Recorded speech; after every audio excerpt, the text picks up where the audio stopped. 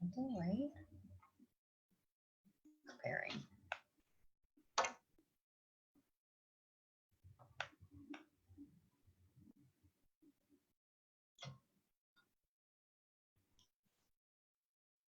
We're live now. Oh.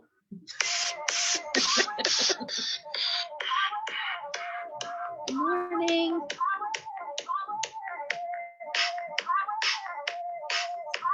So it's looking good.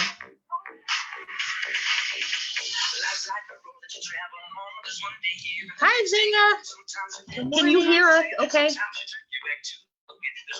Just let us know if you can hear us. Charles, can you hear us? Good morning. Happy Saturday. I'm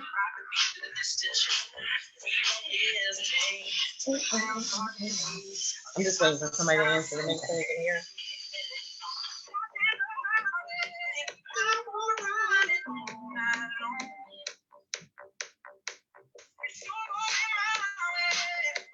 Yeah. Can somebody give us a thumbs up if you can hear us, please? Good morning, Charles. Can you hear us? That might be that they can't. Right. Oh, yes. Okay. Can you hear us? Can you hear us? All right. Good morning. Thank you for hanging in there with us for the technical difficulties we had. Whew. I'm feeling better. I know. And for whatever reason, I was the chill one this morning. We switched roles. Usually Kat gets really like angst before these. And this morning, oh God, I was like, yeah. something's happening. It won't work. So good. We got it going. spazzy. We got it going. So we are so excited to bring this masterclass to you. As we mentioned before, this has been really a couple years in the making. This is a lot of information. We started to put it together. And we're like, no, this isn't quite enough. We want to really bring the information that we use with a lot of our workshops and bring it into this. We'll be introducing the STEER model, but talking a lot about, we always say STEER is the how. A lot of this is the why. The why we this need works. it. So welcome. And please remember to share this. One of the things we get all the time is when we tell people about STEER, they're like, oh, my cousin could use that, or my sister needs that, or my friend at work, my coworker needs that. So share this. It helps us and it helps you and it helps them. So Here to giving, share the drive, share this out. Okay, so we're gonna get started. This is the SYLC Masterclass, and we just want you to go into this keeping in mind that we just want to rev your RPMs today. So as you guys know, we do a lot of cheesy driving references that we love, and either you love or you hate. But either way, you get it. So today we're just gonna make sure that you are finding out how to increase your resiliency, your peace, and also your motivation as well. I might want to tell you who we are. This is Kat Hoyer. She's actually the creator of the STEER model, and she's been implementing it with her clients in her private practice. And it says recovered or former HR manager here. She's actually, I know her to be a recovering HR manager, and she just understands of the benefits of having an emotionally healthy, emotionally intelligent workforce and overall world. Yeah. Absolutely. So I would encourage you to get pen and paper because there's a lot of information that we're going to be giving you as we're going through this. But this is my friend and business partner, Brenda Colter, and as a certified life coach and business coach, author, and motivational teacher, Brenda has successfully utilized the STEER model. She was really one of the very first students and then the first one to really embrace it and change her life. And we'll talk a little bit more about that. But she does use this as a foundation in her own coaching practice. And then, of course, we work together on this, but she collaborates with a lot of different community organizations, mental health organizations, and medical organizations to share the STEER model with the world. Oh, yeah. That's what we want to do. The gift we want to share. So this is who this is for. So this is really finding out if this is for you. And what we found it helps the most with are people pleasers, people with the disease to please, overthinkers. If you find yourself thinking a lot, wake up in the middle of the night thinking, or try to fall asleep in your thinking, and then just self-doubters. So we found that's almost everyone. It finds a way to speak to almost everyone because most people have like one of these, I'm going to call them ailments. because that's kind of what they are. Most people have one of these ailments or another, so it can help anyone. Yeah. So what this gives you, it really gives you self-awareness. And we talk a lot about how that is the absolute foundation for any type of self-help program that you're trying to do. But the self-awareness is what comes in with all of this. And then it helps with stress management and ultimately emotional intelligence. And why? Because we want you to rev your RPMs, as Brenda said. That's resiliency, peace, and motivation. And this is the how. This is the how. So I'm going to tell you a little bit about the story behind Steer Your Life Coaching, and that's what SYLC stands for. That's the SYLC. We love to say it's more than just a coaching program. It is a way of life. It really becomes the way you think and feel and operate within the world. So it does.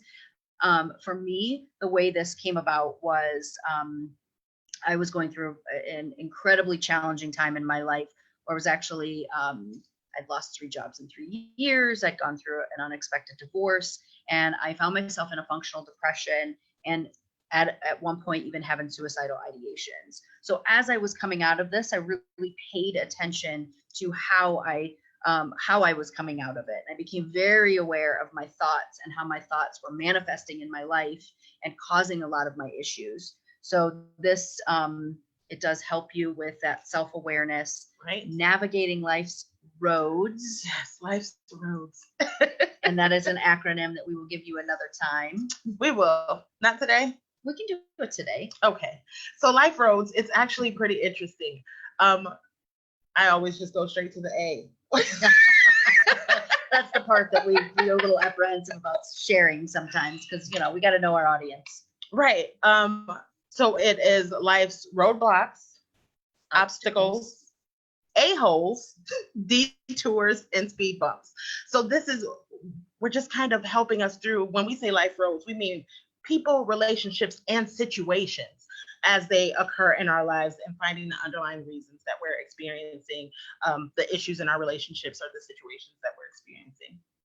So this is CBT and DBT based, and what that means is cognitive behavioral therapy. Cognitive behavioral therapy is really understanding your thoughts and emotions. And then dialectical behavioral therapy is DBT, and that is a radical acceptance of how you're feeling. So those 2 things, while we're not therapists, we do work with therapists and make sure that we're not crossing any boundaries or we're not claiming to be, and we do highly recommend therapy for those that are looking to dig a little bit deeper, right, and to fix the issues. So what we like to say is we help you steer around life's potholes, and a therapist will help you repair the potholes. Right. Right. So, and then the other thing that this gives you is, this is self-coaching. So the really beautiful thing about this is you can use this model in your life when one of us aren't around. Right. I mean, what this does is it helps you really get intimately familiar with what you're feeling and what you're thinking. And then ultimately the result is that you feel more empowered to make the changes that you need to make in order to think and feel better.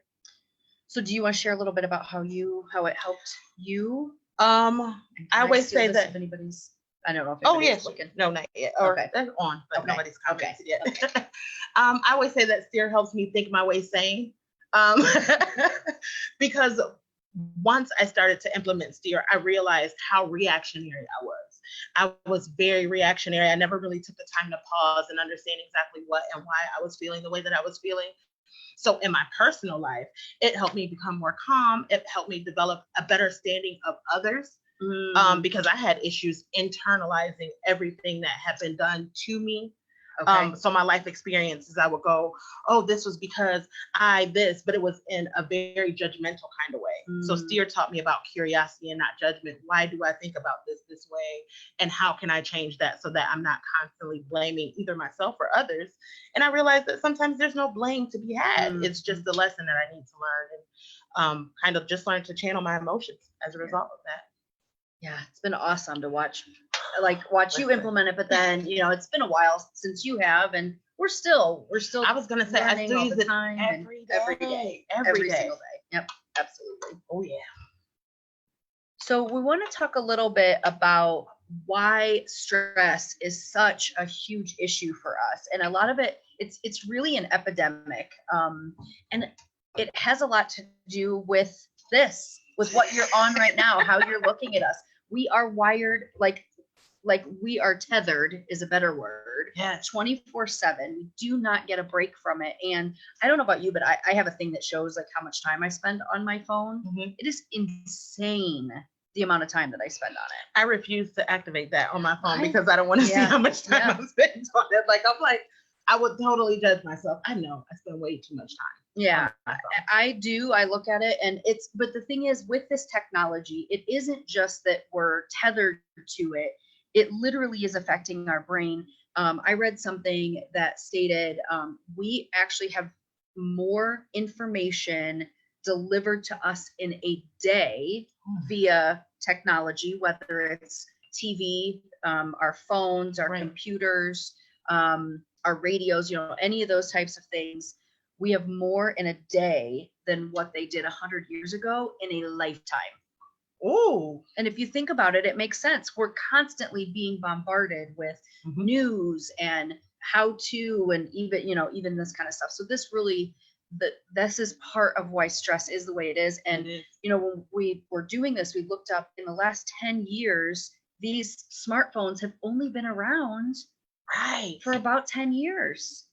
I was watching old episodes of Shark Tank, and I'm like, just from a while ago, it was so not all that long ago. It's so outdated because they were trying to deliver information that they were like, oh, this solves all these problems. And it's like, yeah, you actually have a phone now that can give you everything that you could possibly need, but in a very short period of time. So it really makes sense that our brains have not had the ability to keep up with technology and how fast it's advancing. So that's why all of this mindfulness and all of these things that we're talking about are really important right now. I hear a lot of people like, why does self-care matter? Why do we have to take time for it? And I used to ask, why do I have to do this now? My grandparents didn't, because the amount of information we're being bombarded with is absolutely overwhelming and literally overload for our brains. Social media is another one. We are constantly being hit not only with images of other people in comparison.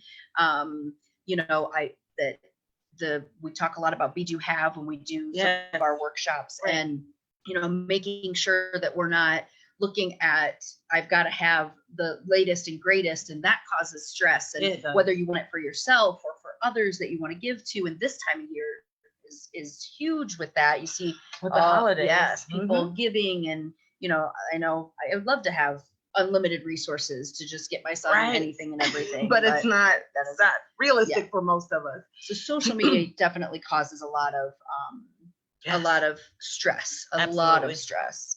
And then, of course, there's career demands. Most of us are either like for us, we're in single parent homes, single income homes, or a lot of people are gigging outside of their regular, they're doing more than side hustles, yes. And then being attached 24/7 to jobs. There's just so many career demands right now as well that are causing a lot of these issues. But even that being part of like keeping up as well. I know we talked a little bit about how now it's kind of like, if you're not an entrepreneur, you're not doing it right. So there's that added pressure to be an entrepreneur, when that's not necessarily what everyone is cut out for. And not only that, there's also now a new movement that says if you work a 9-to-5 and you're an entrepreneur, that you're not a true entrepreneur. So there's that added pressure. And if you allow all of those things to kind of come to surface, it definitely could cause lots of stress. Another thing that we also talk about is the political climate. Our country is just in a place of what feels like almost endless stress. From whether there are people who share your beliefs to people who do not share your beliefs. Having those be people that we love, who maybe share different beliefs, can definitely cause stress in and around our family. And it's so polarizing. It's such like either this is completely wrong or that's completely right. And there is no in between. And I think that causes stress. And I think there's even stress trying to find the in between, because I know that's what we talk a lot about, trying to find where we love people no matter where they are. And even that can be super stressful trying Absolutely. to find that. Trying to find that balance. So there's also the family dynamic, like you talked about when it comes to careers. We have people who are in single parent households. We have people who are in dual parent households and maybe just still, whether they're struggling financially or emotionally, whatever issues they're experiencing there. There's divorces, there's blended families. Blended families, So moving away from, for me, I don't live close to my family. So, Right. I've created a pseudo family here. Right. And, we love you just the same. It's okay. And then I bring my pseudo family back to my other family, and and we eat that's pancakes. right. That's right. But those are all things that cause a lot of stress. So, I think the reason we want to talk about this is that we talk a lot about how stress is normal and all those things, but it's a real thing, and it's causing a lot of issues, health issues and mental issues and emotional issues, all of those things. I think to have you kind of enumerate, like, this is normal. It makes total sense that you're having these stressful times, and it kind of normalizes it, but not in a bad way, just in a way to where I know, okay, great, this is not just me. And now you know that there's help. So that's great. We love being able to be the catalyst for the help instead of being just completely stressed out.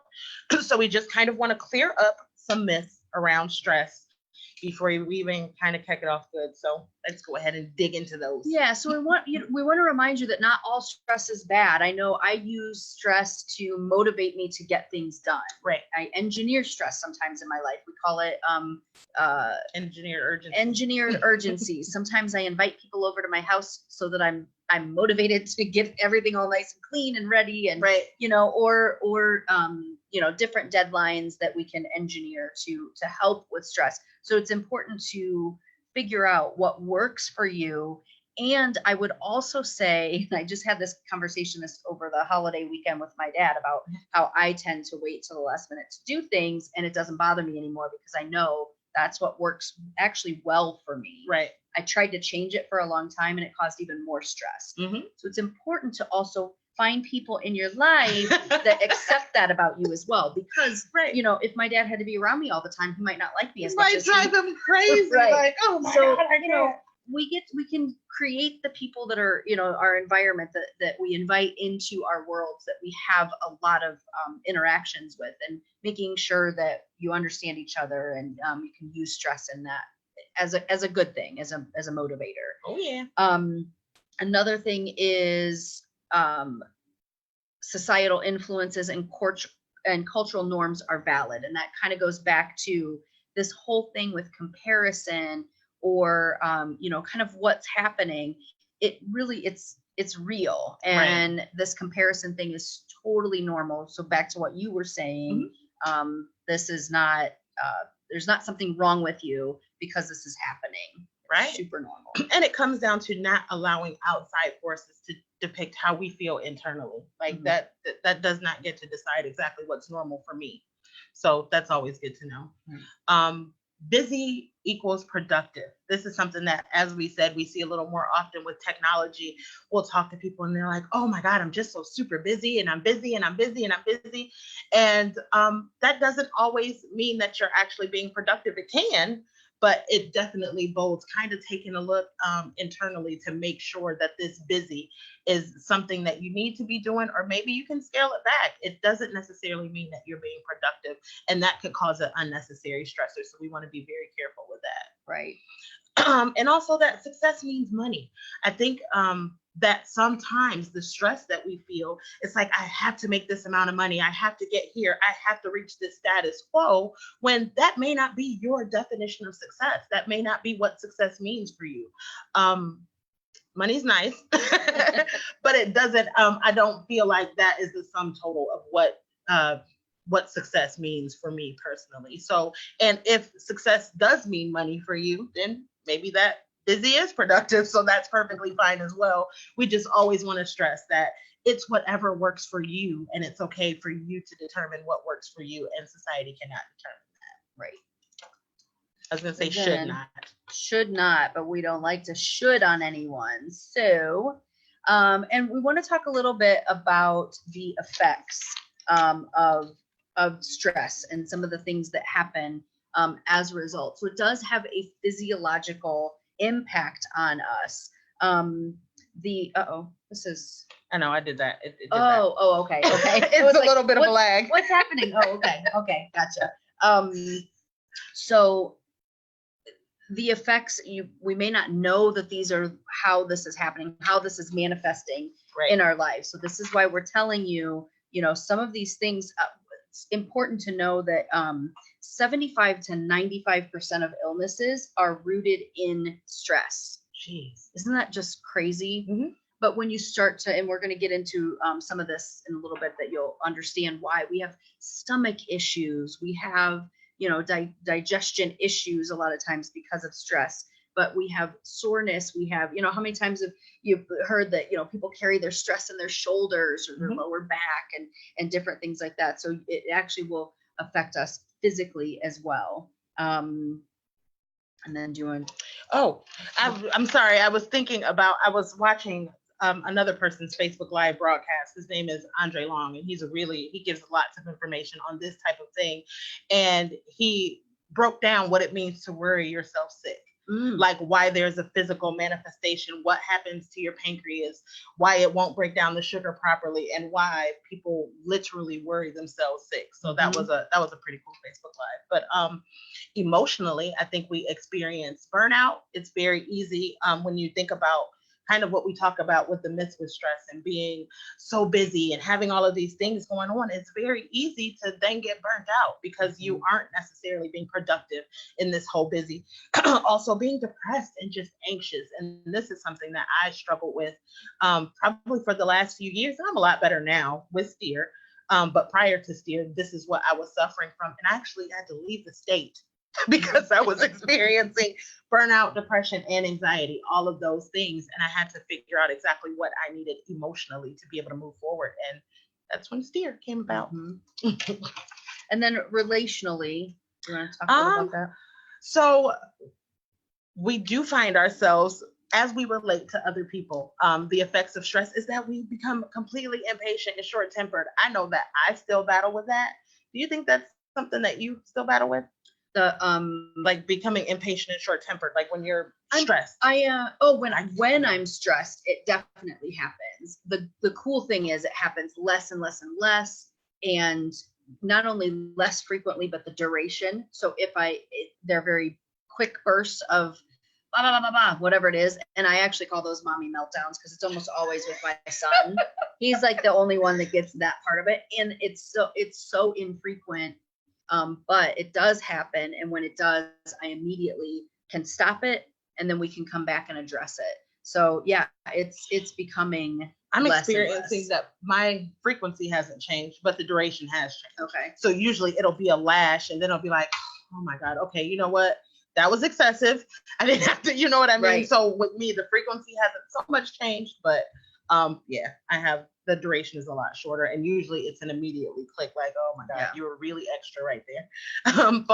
And I used to have like major meltdowns and just not screaming fits, not like a kid throwing a tantrum, but when I was angry, I didn't stop. But we'll talk about why that happens too. We get into the brain science of it as well. So also we experience resentment or withdrawing. We'll start to withdraw from the people who we maybe trigger these issues in us, or there's just a lack of empathy. You come to the point to where you really cannot identify with maybe where other people are coming from, or that causes an issue with your ability to empathize with what others are dealing with. So we want to dig in a little bit with the hormones, and this is where I get super excited about all the stuff that is happening. So we spent some time talking about why we have the stress, what it does to us, and that it is really, really normal. But what happens with some of the different hormones in our body, one of them specifically is dopamine. Yes. And it is the reward center of our brain. That's why they call dope. So it's the reward center of our brain. It's the feel good chemical. So it's it gives us a quick rush. But you may be surprised at some of the things that give you a dopamine hit. Some of the things with Facebook, they've studied how when you're going through Facebook or Instagram, any of those things, you get dopamine hits. And it can actually, you can become addicted to those types of things. I don't know about you, but for me, sometimes playing games online or on my phone, those will give you dopamine hits as well. Or even binge watching. My dad and I were just talking this weekend about how they no longer they have regular TV and they're well, it's cable, but they have so funny, regular TV. I know, well, because I know, like I don't have any. I just have Netflix and Hulu, so and I don't have any live TV. So, but we were talking about how a lot of the shows don't have commercials between them anymore, so you don't know that you're going from one episode into a new one, and or you don't really have time to think. So those will on live TV too. Mm-hmm. Really? Yeah. So it's wow. And I'm sure they've done studies around that if you have that commercial, then that's the time of the, I don't know People about you, but back in the olden days, the commercial would come on and that's when you would hit the remote and turn the TV off. Or in the really olden days, you'd get up and walk over turn the TV. Touch the TV. What do you mean? I realized the other day that I didn't know where the power button was on my TV. Like I had to get up and I was like leaving and I couldn't find the remote. Right? I couldn't find the remote. And I'm like, where is the power button on this thing? I did find it, by the way, but I did not know where the power button was. Yeah. Yeah. But so it makes sense that, we are constantly being bombarded with things. Shopping will give us a dopamine hit. Right. And I pay attention to that stuff now, so I kind of know what's happening in my body with it. But it's important to know that that's what's happening, and that's why we are reacting the way we are to a lot of things. Right. Oxytocin is one of my favorites. That's the love drug, but it happens when we, when we're bonding with someone. It's when we hug someone or when there's intimacy. They talk about how oxytocin is released when a mother will nurses their baby, and it becomes, it's a bonding for through mom and baby. Yeah, mom and baby. But also shared experiences when we climbed the mountain together. Right. There was oxytocin that released there, and just a closeness that we felt taking that last step together. Oh, that sounds so good. I just got the little. Right? So that was. It was. So it's in your tummy. That's what butterflies are, you guys. That's what butterflies are. And I felt that. Wow. Yeah. How cool is that? Yeah. So yeah, and authenticity, when you have those like real moments with people, when I know you've had this where you've felt someone like you're like, oh my gosh, me too. That's oxytocin, because you feel a little closer to that person when you have those shared experiences. That's kind of cool. Yeah. Well, another one is endorphin. We call these the runner's high. We all hear about endorphins and how you work out and it increases your endorphins, but it's also a pain reliever, which is interesting. That was very interesting for me. And laughter helps you release endorphins. We always joke about how they say it's like an internal jog. So I'm like, okay, if I can just my way into a size less than what I wear right now, that would be awesome if I could laugh my way into it. But endorphins are what are released when you laugh. So you can get endorphins and oxytocin if you share a laugh with someone. So that's kind of cool. Also serotonin. So serotonin is, we call it the brain's brain. It regulates our moods, our social behavior, and our sleep. And that's what creates that brain-gut connection. So when we talk about kind of feeling it in your stomach, or that's why I'm trying to think of where I was going. I got completely the brain-gut thing. Is that where you were talking about? I was, but I was about to say something else. Anyway. So that's when we like get the nervous tummy and kind of all of that kind of thing. You're experiencing that when you have an increase in serotonin. I'm gonna figure out what I was gonna say. Okay. I was gonna say something about a lack of serotonin. When you have too little serotonin, is that depression? I can't remember. I just saw the article and it just triggered in my brain. But anyways, a lack of serotonin can cause some kind of issue in your body emotionally. Google it. I can't remember what it is. And anything, a lack of too little, too much, all those things. And there's different things that we can do to increase this in a positive way. I mean, we're wired for addiction. So that's why that dopamine thing, it makes sense that, we want to do. It's why people are on Facebook and on those things and have a hard time getting off, because our brains are wired for addiction. So we can, again, just like stress, we can engineer that in a way that helps us do what we want to do and not, you know, what our brains are like, let's just hang out here for a long time and get nothing done. So, and I can link this in. I once had, now you can take this or you can leave it, but I once had someone ask, why would we be wired for addictive behavior? And I would have to find the scripture. I'll find it and put it in the comments. But it's actually biblical that God wired us to be addicted to him, to crave him, and to always want him. And then as flawed as we are as people, we, of course, completely ruined it as we do everything else that God intended for good. But so that was why I had someone ask that question. So I wanted to answer that here.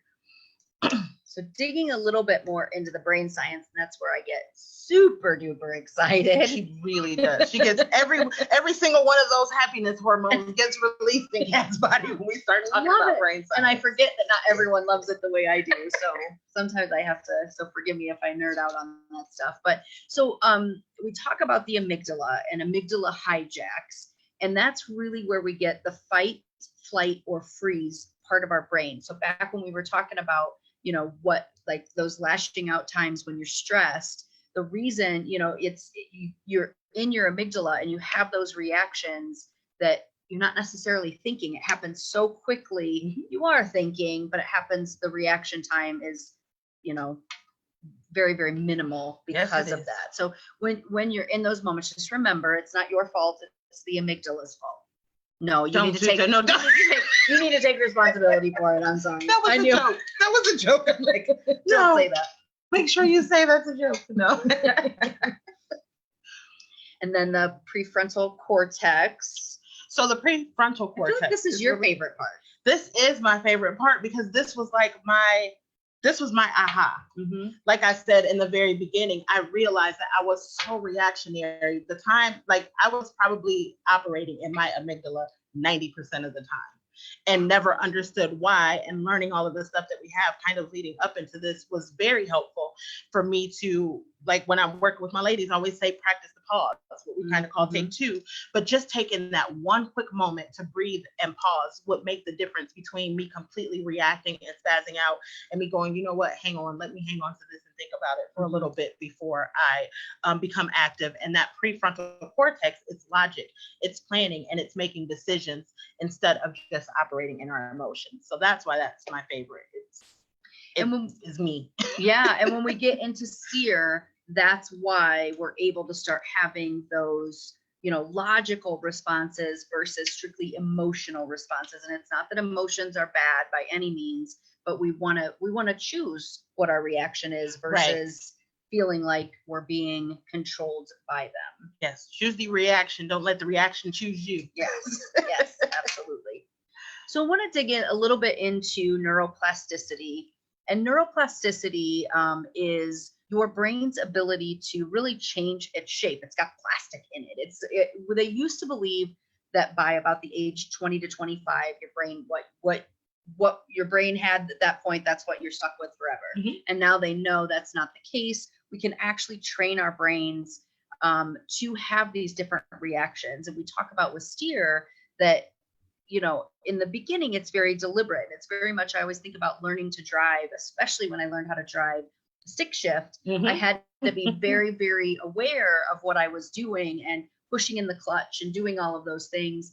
And then eventually it becomes second nature. And then if you haven't done it in a long time, or you're on a mountain, like I was when we were in Colorado, I had to really think about it. And so it really showed me that, like, that's the whole neuroplasticity thing. It wasn't as second nature. And then but it came back really quick, like riding a bike. I was like, okay, now I know how to do it. And, you know, I didn't give it, and I didn't really have to think about it as I was doing it. Right. But neuroplasticity will help you change. We've got the river going back here. We like to say that thoughts are to the brain what water is to a river. And what that means is we have grooves that are, you know, a pathway that is paved basically in our brain with our reactions and how we do things. And we can start to do that and, you know, go in a different direction as we're training our brain, the same way you would take water and maybe navigate it to go a different way. Right. But you have to be very deliberate about it. Otherwise it will go back kind of the old way. Right. Right. I am not going to be able to do metacognition like you will. I'm going to let you do that. Okay. So metacognition is Always basically yummy. I'm like, I always get excited like a kid. Like, can you tell me that metacognition story again, please? so metacognition is just really thinking about your thinking. Right. So it's kind of, paying attention to what it is that you're thinking. It's the thought awareness. And that's the first thing that we do in Steer 101 is just really become not hyper aware, but aware of our thoughts, because the fact is most of us aren't paying attention to what we're thinking throughout the day. And that's good and normal. That's okay. Right. But when you're trying to make a change, that's where metacognition comes in. So it's really looking at it from that place of curiosity and not judgment. That sounds way and more. it's the thoughts. It's the thoughts about your thoughts.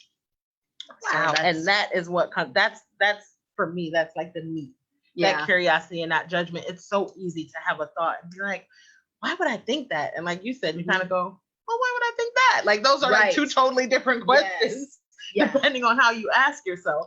And yeah, there was a lot of judgments for me in my thought processes. So I love establishing that metacognition for myself.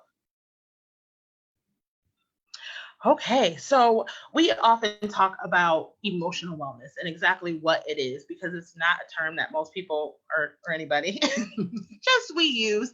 So we always talk about how emotional wellness is the overall act of being well. It's like when you go to the gym and you also are meditating and you also are reading whatever self-help books. It's doing everything collectively and living an emotional well life. By learning each of these things that we're going to talk about. First, self-awareness. Kat talked about how important it is that we become more self-aware. The thing about self-awareness is that 95% of individuals believe that they're self-aware when only 10 to 15% actually are.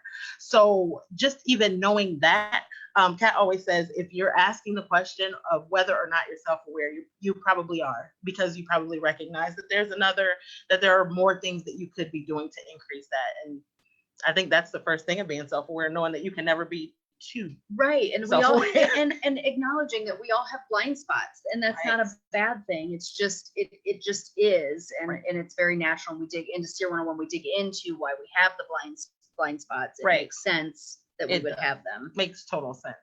Hang on one second. I have some comments here. Yeah, I was just noticing. Yeah, Shelley Lowry said practicing the pause is so important. And then she said we can learn to remap our brains, and we can. It's one of those things we say is simple but not easy. So it does take a concerted effort, but there are ways to do it that are easier. Yes, there are. So second part of emotional wellness is emotional intelligence. This is very important as well. If you've been watching the show, then you know we just came off of a series on emotional intelligence that drained me immensely, but I'm really happy that we did it, because it also helped me in ways that I didn't even know that I needed. So emotional intelligence is the capacity to be aware of, control, and express one's emotions, and handle interpersonal relationships judiciously and empathetically. We've found other definitions that are more simple and they kind of break it down, but there's something about this definition that kind of hits on every single point. And I think each and every point is very important. So it's just understanding ourselves and our thoughts and the way those thoughts make us behave. I think what I like about this one is it says how we express our emotions. Because again, it feels like I know for years I was like, I can't help it. I just feel that way. I can't help it. That's just what I do. And now I know that's not like, you can help it. You can help it. And again, simple but not easy. And you have to want to help it too. That's the key, because we have talked about how there are things in our lives, like you talked about with the engineered urgency. There are some things in our lives that's like, no, you know what? I'm pretty comfortable with that. I'm okay with it. And I don't even want to do the work to change it. So, and I think that that's okay, as long as you're communicating that with the people around you and understand when they adjust accordingly. Right. So the third part of emotional wellness is stress management. So the self-awareness and emotional intelligence ultimately leads to the ability to manage your stress a little bit better. 76% of people said that workplace stress has a negative impact on their relationships. So that means we're carrying the stress that we have from work home and the stress that we have from home back to work. So it's just not working out very well. And as we said, 75 to 95% of the illnesses today are stress related. So just because we're so stressed, we're having so many physical ailments as a result of that. And while there, of course, are things that happen in our bodies that we can't change or have to work a little bit harder physically to change, these are things that we can work to change as long as we're focused on each one of these items. So self-awareness, emotional intelligence, and stress management. And then I love to say that I went from stressed to blessed, and the only thing I changed was my mind. So if you're watching the end of last week's episode, there was this really cool kind of aha moment that I had when I was getting ready to get on a certain part of the highway. I was like, that was the road that I went down, that I was trying to plan my suicide, which is just crazy to think 9 years ago, that's where I was. And this is where I am now, all because of changing my mind. And literally, that's when I say nothing changed in my life.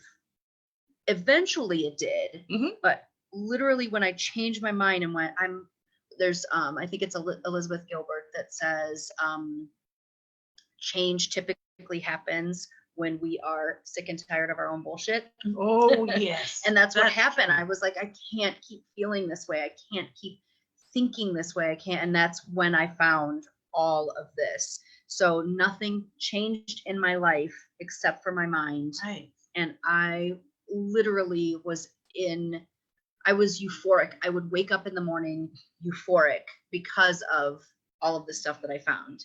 Now it's calmed down a little bit, and I don't wake up euphoric every day. Most of the time you do.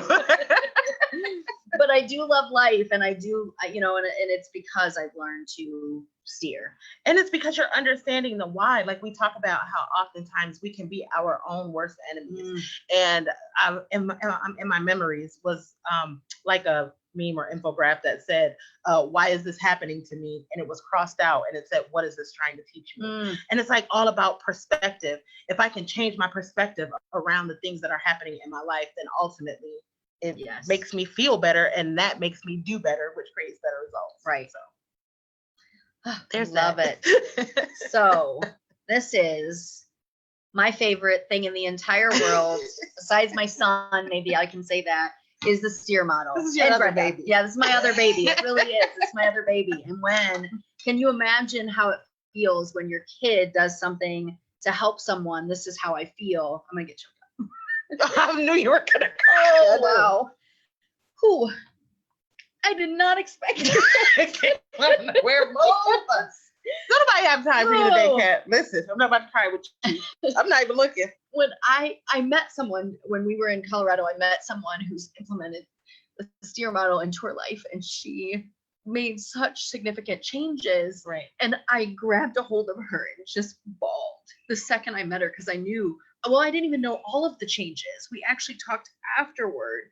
And but I think I knew, I think my heart knew, or you know what I mean? Right. But, oh, sorry. Girl, I got on cheap eyeliner. I can't be doing this. I got on cheap eyeliner. But, we can't. Oh, that was not, I didn't expect that. Oh. But I think that's what when you said my baby, and that's what just recently I was like, oh, I saw my baby help somebody else, and that's where, when that happens, I believe, and no one can change my mind, that this was a gift from God. Oh yeah. And I know, you know the story really well, and probably some of you listening do, but I was sitting at my dining room table when I was like, wait a minute. And I think in these acronyms, and anything I look at, I'm like, what can I spell from this? And it's how I got through school. But, this helped me so much, but I knew that this was going to help other people. And I knew it was so much bigger than me, and it was bigger, so seeing now people, you're using it with people. We've got Diana Valenciano who's using it with people. We've got Anissa Morgan who's using it. We've got other people that are going to be using it soon to help other people. And it's incredible to watch people change their lives, and it changes how they relate to their kids. It just, it's making the world a better place. Oh yeah. And going back to like wanting to make these changes and wanting to implement them, I remember the workshop that we came to that you did. It was myself and a friend of mine. And I felt like we had attended two different workshops, because I was like, oh my God, this is going to change my life. I cannot wait. And I'm so excited. And this will be so great. And she was kind of like, okay, like, man, it was okay. And then to even, the rest of it's clear, you know what I'm saying? It's clear that there was a clear choice on my end and clearly not a choice on her end. Well, and which is some people just aren't ready for right, it. and that's what I was gonna say. I feel great because the seeds planted. So that's how I feel about steer. I feel like if you hear it, whether you go out today and start using it or whatever, you're gonna take something from it. And I honestly believe people will come back to it and be like, you know what, maybe this is that thing that they were talking about. Let me go back and take a look. So I'm like, whether you steer now or steer later, you're gonna steer. Right. So just steer now. And it's I think it's Wayne Dyer, who I know who said this, but you know, he may have quoted someone else, but when the student is ready, the teacher will appear. Yes. And that's where, and you know what, if this may not be, there are other things that are similar to this that are out there.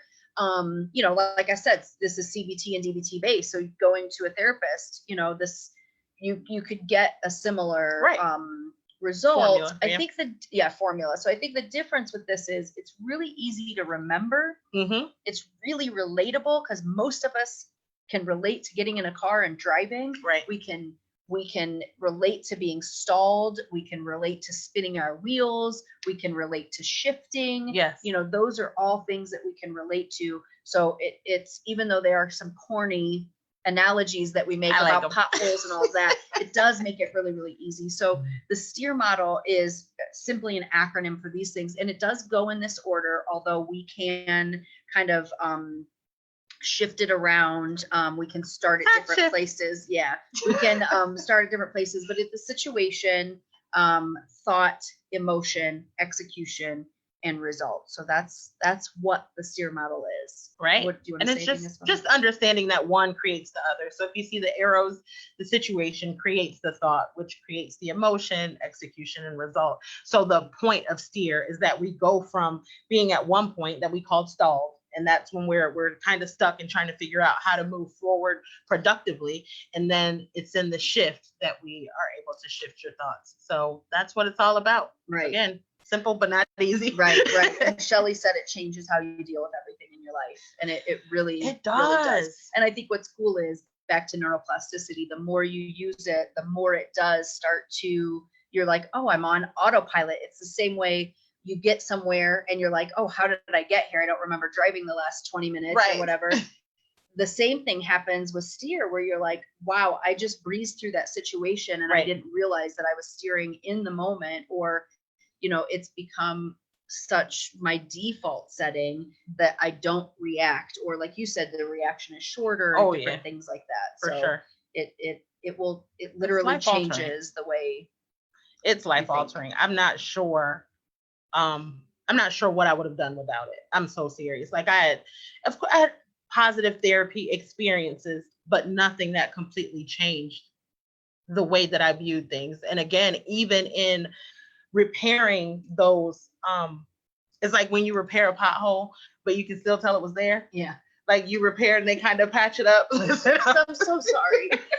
I'm like, crying now. It's like a floodgate. Because it's like, it's repaired and it's patched up. Right. But I still haven't repaved. Right. So there's still evidence of that there, and steer helps with that bump. Yeah, you know what I was thinking too, how many times are there potholes and they fix them, but if they don't fix them the right way, it just keeps washing out. Exactly. So that's how I felt about my therapy experiences. They were great and they kind of helped underline, but I still had some surface level work that really needed to be done. I guess it was like emotionally cosmetic for me to, to go back and steer over the situations that had already been repaired.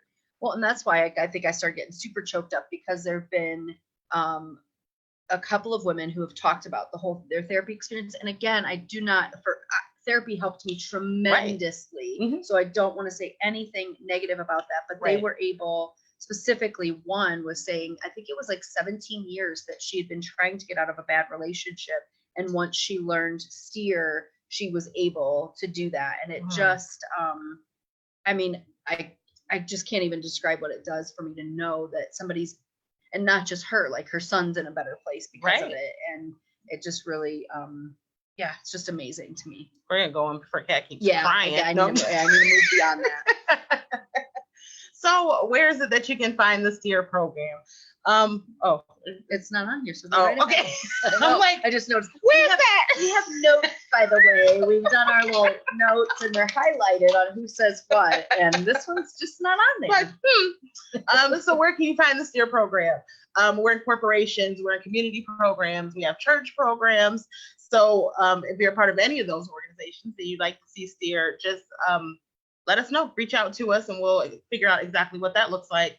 We do offer individual coaching. Not sure how individual, I mean, we will do it separately, but you can also get us both together. Who would want to do that? But individual coaching, in-person, virtual or phone meetings. We have plenty of virtual clients that we work with. We don't just have to be in person. And these days, most people prefer not to be in person, it seems like. And also hospitals, doctors' offices, and mental health facilities. We are working with transitioning individuals for those purposes as well. So that's where you can find us. You can find us on Facebook, on the Drive, always steering. So this is what some people are saying. The STEER model is the missing piece to all the self-help books I've been reading all these years. Yeah, that's probably one of my favorite, because knowing that specifically this person, was turned me on to a lot of different awesome books as well. Right. But being able to implement them was awesome to watch her do that. I agree. And that was well, I don't know if we go into some, we don't have anything on here about what some of the things that people have used. Oh gosh. It's been used for things like dealing with like a teenage pregnancy. Yes. Dealing with serious health issues, abusive relationships, and Jeez. And just relational type things. Those are the big ones. Right. But I think it's the little ones that add up too. It's amazing to have those great big transitional, but it's that the day-to-day. I found more peace, and that's incredible. And when you start to realize that you're wearing those new grooves, you go, I just steered that, and I didn't have to write it down first. Yeah. Because when you first start, it's kind of writing things down and going through the process, walking step by step. And when you just steer for the first time without writing it down and you realize you did it, there's like a aha that happens there. So yeah, we've got another one that said, I learned how to make decisions that gave me clarity to deal with some of the most stressful times of my life. I probably should, I know who's saying these things, so I go right back to who that person is and what they said, and I know what they went through, so I'm not going to read them. You go. Because you're about to cry. I believe the STEER model should be based for any personal development work in order to be ready to learn. And that's what I love about STEER. It takes you beginning of to end through like the preparation. You get prepared, you start to learn about all of this kind of brain stuff and learning why a thing works, and then learning how to implement it. There's something about the way that the STEER model is laid out that was amazing for me. So I agree with this person. Yeah. And Shelly just said, I think we need to constantly be working on our repairs and remind ourselves. And that's true. It's it's kind of a never ending process. And I think once you accept that, it's like that whole, the thing of happiness is a journey, not a destination. Mm-hmm. It's the same with personal development. It's a journey, and we're constantly leveling up. Yes. It's not like we get there and we're like, okay, I've arrived, and no, I don't have to do any more work. It is a constant. Yes, it is. Still leveling up. Yes. All the time. Yes.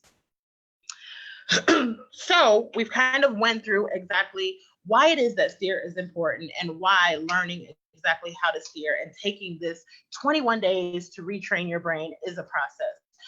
So we are offering an online training program for STEER 101. Again, that's 21 days to train your brain. You'll get week 1, week 2, and then week 3.